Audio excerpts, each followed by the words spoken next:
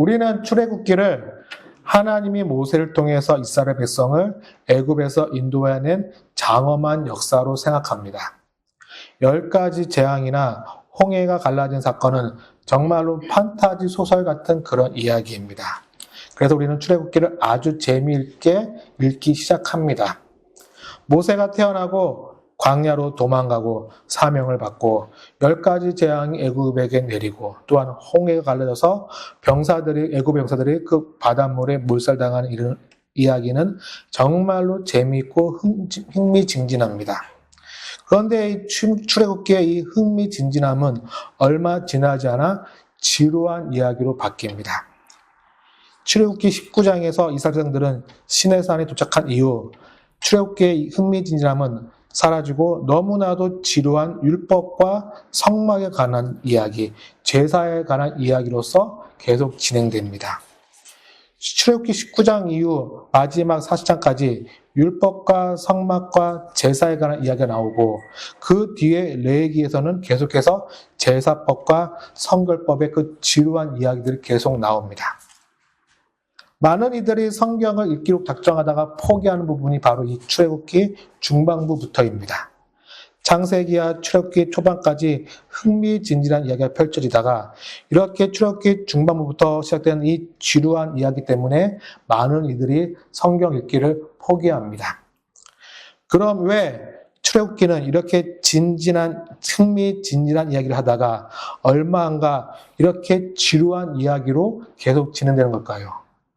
이 지루한 이야기를 조금만 하고 짧게 하고 계속해서 재미있는 이야기를 하면 좋을 텐데 왜 굳이 이렇게 지루한 이야기 또 반복돼요. 그 이야기가 그 반복된 지루한 이야기를 계속 길게도 나열하고 있냐는 것입니다.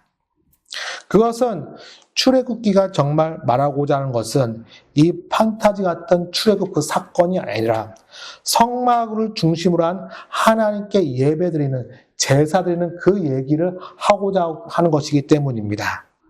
즉 출애굽 사건의 핵심은 출애굽이라는 그 사건 그 자체에 있는 것이 아니라 그들이 애굽에서 나와서 광야에서 성막에서 예배드리는 것이 이 출애굽 그 이야기의 핵심, 중심이기 때문인 것입니다. 그리고 오늘 본문에서 하나님은 모세에게 이것을 분명히 가르쳐주고 있는 것입니다.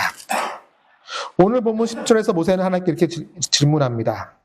내가 누구이기에 바로에게 가며 이스라엘 자손을 애굽에서 인도하여 내리이까? 이 모세의 질문의 의도는 무엇입니까? 내가 이런 큰 일을 할 능력이 나에게 있냐는 것입니다. 이제 나이가 80이 다 된 노인인데 어떻게 이스라엘 백성들을 애굽에서 인도하여 낼 수 있겠느냐? 나에게 이런 능력이 있냐는 것입니다. 지금 모세의 질문의 핵심은 바로 자기 확신에 대한 질문입니다. 내가 이 큰 일을 행할 능력이 있는 사람인지 하나님으로부터 확신을 받고자 하는, 검증을 받고자 하는 것입니다. 그런데 하나님은 모세의 이 질문에 전혀 다른 관점으로 대답하십니다. 다 같이 우리 본문 12절 함께 읽어보겠습니다.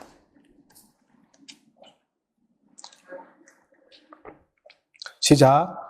하나님이 이르시되 내가 반드시 너와 함께 있으리라. 내가 그 백성을 애굽에서 인도하여 낸 후에 너희가 이 산에서 하나님을 섬기리니 이것이 내가 너를 보낸 증거니라. 아멘. 모세의 질문에 하나님은 두 가지로 대답합니다. 첫째는 모세가 누구인지 중요한 게 아니라 하나님이 지금 모세와 함께 있다는 것이 중요하다는 것입니다. 즉 중요한 것은 모세가 누구이냐, 어떤 능력이 있느냐가 아니라 모세에게 사명을 주는 하나님이 어떤 분이냐가 중요하다는 것입니다. 능력은 모세에게 있는 것이 아닙니다. 그러기에 모세가 누구인지는 아무것도 중요하지 않습니다. 중요한 것은 그 일을 행할 수 있는 하나님이 지금 모세와 함께 있다는 것입니다. 관점이 모세에서 하나님으로 바꿔야 한다는 것입니다. 둘째로 하나님은 미래에 이루어질 일로서 모세를 증명하고 있다는 것입니다. 하나님은 모세를 보낸 증거로서 이 산에서 이 백성이 하나님을 섬기게 될 것이라고 말씀하십니다. 이것이 의미하는 바가 무엇입니까? 앞으로 이루어질 그 일로 인해서 하나님이 보낸 사람이 모세임이 증명된다는 거죠. 즉 지금 모세가 누구인지 확인하기보다는 앞으로 이루어질 그 일을 통해서 이루어진 그 사건을 통해서 모세가 누구인지 확인된다는 것입니다. 이것은 바로 무엇을 의미합니까? 하나님의 의지, 그의 의지의 능력을 말하는 것입니다. 하나님이 의지를 가지고 모세를 통해서 일하고자 하시기에 결국 모세는 그 일의 결과를 통해서 모세가 하나님이 보낸 사람임이 증명될 것이다. 하나님이 작정하셨기 때문에 너는 내가 보낸 사자임이 증명될 것이라고 지금 말하고 있는 것입니다. 그런데 오늘 우리가 여기서 중요하게 생각할 것은 바로 이것입니다. 하나님은 모세를 보낸 증거로서 너희가 애굽에서 나와 자유하게 되리라. 너희가 애굽에서 나와 종된 몸에서 자유인이 될 것이라고 말하지 않습니다. 그 대신 하나님 뭐라고 대답합니까? 너희가 이 산에서 하나님을 섬기리라 라고 말하고 있습니다. 이것이 의미하는 바가 무엇입니까? 출애굽의 사건은 하나님 이스라엘 백성들을 끄집어낸 그 사건의 핵심은 단지 이스라엘 백성들이 애굽의 종살에서 자유를 얻는 그 사건이 아니라 그들이 하나님을 섬기게 되는 사건이라는 것입니다. 이 사건의 핵심이 뭡니까? 이스라엘 백성들이 앞으로 누구 섬기게 될 것이다? 하나님을 섬기게 될 것이다. 이것이 출애굽 사건의 핵심을 보여주는 것입니다. 분명 출애굽 사건은 이스라엘 백성들이 애굽의 종에서 자유를 찾는 사건입니다. 종된 몸에서 자유인이 되는 사건입니다. 그러나 이것이 출애굽 사건의 본질이 아니라는 것입니다. 자유가 그들의 본질이 아닙니다. 이스라엘 백성들은 단지 자유를 찾아 애굽에서 떠난 것이 아니라 그것 때문에 하나님은 그들을 애굽에서 끄집어낸 것이 아니라 하나님을 섬기기 위해서 하나님을 섬기게 하기 위해서 애굽에서 그들을 끄집어내신 것입니다. 그런데 여기서 섬기다는 말은 원어로 종이 주인을 섬기다는 말과 함께 또 무엇이냐면 예배하다, 찬양하다는 의미를 갖고 있습니다. 즉 출애굽 사건은 이스라엘 백성들이 하나님을 예배하기 위한 사건, 하나님을 예배하는 사건이 출애굽 사건의 핵심이라는 것입니다. 출애굽기 5장 1절에서 모세가 바로 앞에 설 때, 맨 처음 설 때 먼저 한 말이 바로 이것입니다. 다 같이 화면에 출애굽기 5장 1절 말씀 한 개 읽어보겠습니다. 시작. 그 위에 모세와 아론이 바로에게 가서 이르되 이스라엘 하나님 여호와께서 이렇게 말씀하시기를 내 백성을 보내라. 그리하면 광야에서 내 앞에 절기를 지킬 것이니라 하셨나이다. 아멘. 하나님이 모세를 통해서 이스라엘 백성을 보내줄 것을 요구한 그 이유가 무엇입니까? 이 말씀에 의하면 광야에서 이스라엘 백성들이 하나님 앞에 절기를 지킬 것입니다. 그것이 이유입니다. 그런데 절기를 지킨다는 것이 무엇입니까? 다른 것이 아닙니다. 하나님께 제사 드린다. 예배를 드리게 된다는 것이죠. 그 절기 때. 처음부터 모세는 바로에게 이스라엘 백성들에게 자유를 줄 것을 요구하지 않습니다. 그들에게 자유를 달라. 그들을 끄집어내어 자유인이 되라고 요구하지 않습니다. 처음부터 모세는 바로에게 뭐라고 얘기합니까? 하나님께 예배하도록 우리를 보내달라고 말하고 있는 것입니다. 그리고 이 이후에 10가지 재앙이 펼쳐지는 가운데 모세는 바로에게 계속해서 뭘 요구합니까? 우리가 예배하도록 보내달라. 우리 하나님께 제사하도록 우리 아이들을 보내달라. 우리 양과 함께 보내달라고 계속 요구합니다. 그러나 바로는 이런저런 핑계를 대며 이스라엘 사람들을 보내주지 않습니다. 그들이 하나님께 예배드리는 것을 허락하지 않습니다. 이처럼 성경은 출애굽기는 명확하게 이스라엘 백성 예고에 나와야 하는 그 이유를 하나님께 예배드리기 위함이라고 분명히 우리에게 말하고 있는 것입니다. 이스라엘 백성들이 애굽에 나와서 시내산에 도착한 후에 모세가 처음 한 일이 무엇입니까? 시내산에 올라가 40일 동안 금식하면서 하나님의 율법, 십계명을 비롯한 하나님의 율법을 받은 것입니다. 그리고 그 율법 중에서 가장 길게 차지하는 부분이 바로 하나님께 드리는 성막을 짓는 것과 제사 드릴 때 드리는 도구를 만드는 것과 제사장의 그 임명하는 그 법과 제사의 법에 관한 것입니다.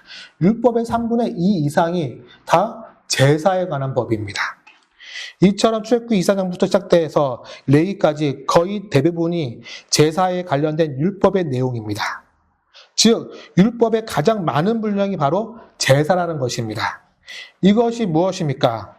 출애굽기의 핵심은, 출애굽 사건의 핵심은 출애굽 그 사건 자체, 그 위대한 사건의 자체에 있는 것이 아니라 하나님께 제사드리는 백성이 되었다. 그것이 이 사건의 핵심이라는 것입니다. 출애굽기 사건은 바로 이것을 말하기 위해서, 그 사건은 이것을 이해하기 위한 섬과 같은, 그 길잡이와 같은 역할을 한다는 것입니다. 또 하나님께 제사드리는 이 성막은 이스라엘 백성의 그 진 가운데 항상 놓여 있으라고 하나님 말씀하십니다. 12지파 가운데 항상 그 성막은 놓여 있습니다. 그들이 멈출 때나 나아갈 때나 성막은 그들 가운데 있습니다. 즉 이스라엘 백성들은 성막으로 중심으로 해서 그 성막에서 매일매일 제사드리로 만든 것입니다. 이것도 무엇을 의미합니까? 이스라엘 백성들은 어떤 백성이다? 하나님께 제사, 즉 예배드리는 백성임을 보여주는 것입니다. 하나님이 그들을 애굽에서 끌어내는 이유가 바로 예배에 있다는 것을 우리에게 가르쳐주는 것입니다.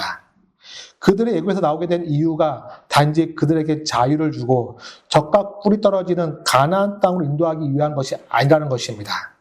하나님의 목적은, 하나님 그들을 출애굽시킨 목적은 광야에서 그들이 하나님을 섬기고 예배드리기 위해서 그들을 애굽에서 끄집어 내신 것입니다. 이것이 바로 출애굽 사건의 핵심이며 출애굽 사건의 목적인 것입니다. 우리는 오늘 본문 말씀 통해서 다음과 같은 교훈을 우리 마음속에 새기고자 합니다. 그것은 바로 교회 공동체는 예배하는 공동체이며 예배가 우리의 구원의 목적이라는 것입니다. 교회 공동체는 바로 예배, 그 예배가 교회 공동체의 중심이 되어야 한다는 것입니다. 출애굽 사건은 지금 우리에게 무엇입니까? 우리가 예수님의 십자가의 은혜로 말미암아 죄에서 구원받아 하나님의 거룩한 백성이 된 것이 바로 우리에게 출애굽 사건입니다. 다시 말해서 세상에서 구원받은 백성의 모임인 이 공동체에 참여한 것이 바로 우리에게는 출애굽 사건인 것입니다. 그러기에 출애굽한 이스라엘 백성의 공동체는 바로 지금 교회 공동체와 동일합니다. 그렇다면 하나님께서 우리를 이렇게 세상에서 끄집어내어 교회 공동체로 모이게 한 그 이유가 무엇입니까? 그 목적이 무엇입니까?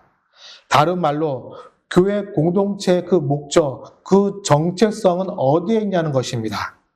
바로 하나님을 섬기고 하나님께 예배하는 것에 있다는 것입니다.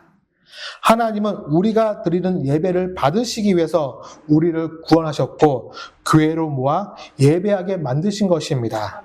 그러기에 우리가 교회로서 가장 집중해야 할 일은 무엇입니까? 바로 하나님께 예배 드리는 것입니다. 교회는 많은 일을 합니다. 많은 사역을 하고 많은 목표를 가지고 일을 합니다. 그러나 교회의 목적은 예배에 있습니다. 하나님께 예배드리는 것이 교회가 세워진 목적입니다. 하나님은 그것을 위해서 우리를 죄에서 구원하셨고 교회로 부르신 것입니다. 교회가 다른 무언가를 할 수 있지만 예배하는 공동체가 교회의 본질임을 우리는 잊지 말아야 한다는 것입니다.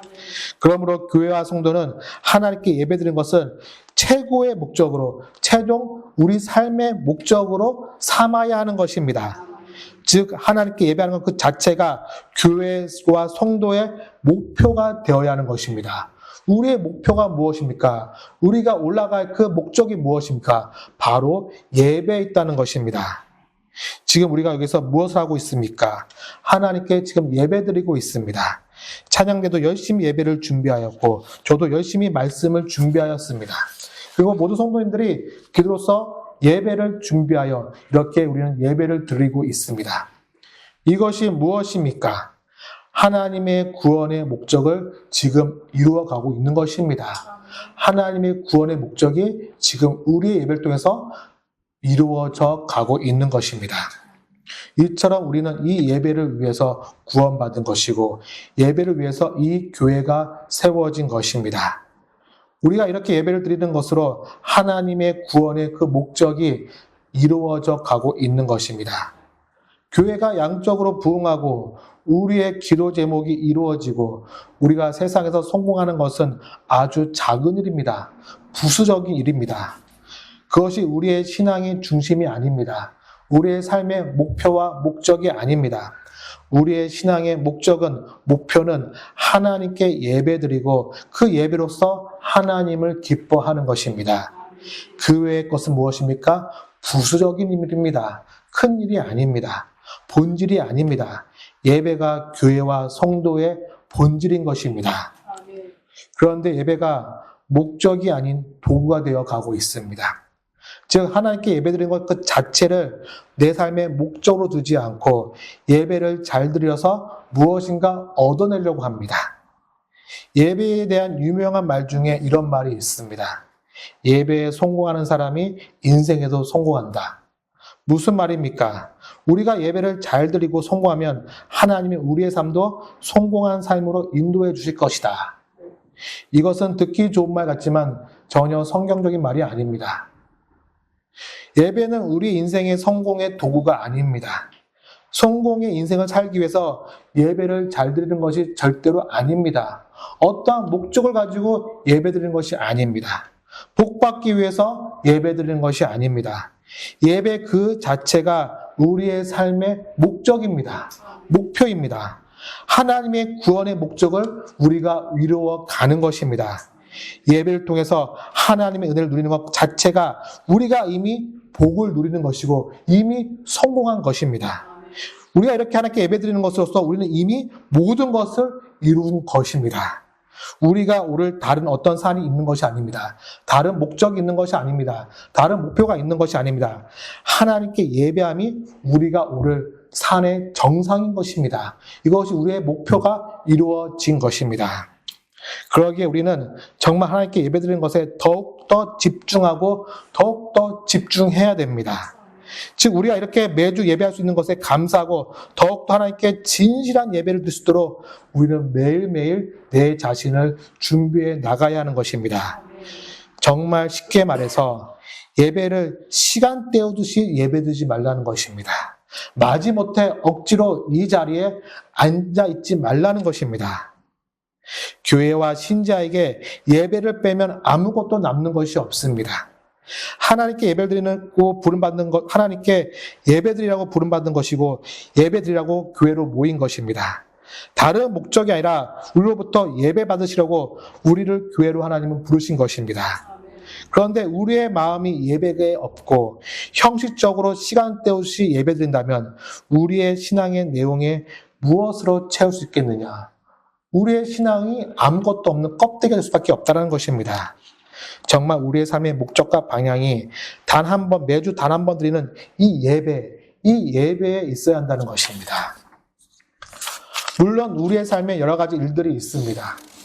목사인 저보다 여러분들이 세상 속에서 더 복잡한 삶을 살아가고 있습니다. 저는 교회와 집이 전부지만 여러분들은 교회와 집 외에 사회 구성으로서 여러 가지 일을 하고 있습니다. 그런데 늘 명심해야 할 것은 우리는 예배드리기 위해서 부름받은 자임을 늘 마음속에 무엇을 하든 어디에 있든 그것을 새겨놔야 한다는 것입니다. 우리의 삶의 목적이 우리가 하고 있는 세상에 살고 있는 그것이 아니라 뭐예요? 예배드린 것임을 우리는 늘 마음속에 새기고 있어야 한다는 것입니다. 저 같은 목사가 하는 것만큼 예배 준비를 할 수 없지만 마음만큼은 목사 이상으로 매일매일 예배를 준비하는 마음, 예배를 기대하는 마음, 예배를 소망하는 마음으로서 내 삶의 가장 큰 기쁨과 내 삶의 정말 큰 목적이 예배에 있음을 늘 마음에 새기고 살아가야 한다는 것입니다. 출애굽기에 보면 하나님께 제사 드리는 성막과 제사와 제사 기물을 만드는 방법이 자세히 나와 있습니다. 그런데 그것을 만드는 방법이 정말 쉽지 않습니다. 여러 가지 굉장히 복잡한 방법으로 성막과 그 기물을 만들라고 명령하고 있습니다. 아무것도 없는 광야에서 이렇게 성막을 만들고 성막의 그 기물을 만드는 것은 정말로 힘든 일입니다. 어떻게 보면 하나님이 좀 야박하십니다. 가뜩이나 광야 생활이 있는데 그 성막이나 기물을 좀 대충 만들라고 하시지, 그 대충 만들어서 예배하라 하시지, 정말 복잡하게 힘들게 정말 금으로 싸우고 조각으로 조각하고 모두 만들고 복잡하게 말씀하십니다. 어떻게 보면 하나님이 좀 야박해 보입니다. 그리고 그들이 움직일 때마다 그것을 하나하나 다 챙겨야 됩니다. 움직일 때마다 성막을 접고 철수하고 어깨에 메고 기물을 또 하나하나씩 싸고 어깨에 메고 움직여야 됩니다. 또 멈추면 어떻게 됩니까? 그 성막을 또 다시 펼쳐야 됩니다. 하나하나 더 펼치고 기물을 펼쳐내고 해야 됩니다. 하나님이 왜 이렇게 하셨습니까? 그 복잡함과 그 불편함을 통해서 하나님께 예배드리는 것이 얼마나 중요한지를 잊지 말라는 것입니다. 애굽의 출애굽기의 목적이 하나님께 예배드림을 그 불편함 속에 새겨 놓으신 것입니다. 이렇게 복잡하고 불편한 일을 매일매일 하면서 그들이 예배드리기 위해서, 제사드리기 위해서 그 힘들고 어려운 일을 매일매일 해나가면서 뭘 새기는 거예요? 정말 중요하구나. 이 예배가 정말 우리 삶에 가장 중요하구나 하는 것을 그 마음속에 새겨 나가는 것입니다.